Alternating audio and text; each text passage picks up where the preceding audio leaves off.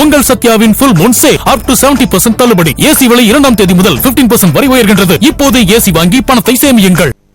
19 kilo எடை கொண்ட வணிக பயன்பாட்டு எரிவாயு விலை சென்னையில் சிலிண்டர் ஒன்றிற்கு 203 ரூபாய் உயர்ந்து 2246 ரூபாயாக விற்பனை செய்யப்படுகிறது.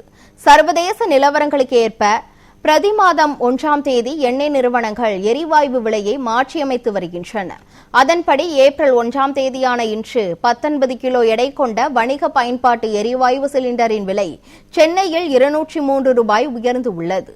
அதன்படி இதுவரை 2043 ரூபாய்க்கு விற்பனையான வணிக பயன்பாட்டு எரிவாயு சிலிண்டர் ஒன்றின் விலை 2246 ரூபாயாக அதிகரித்து உள்ளது.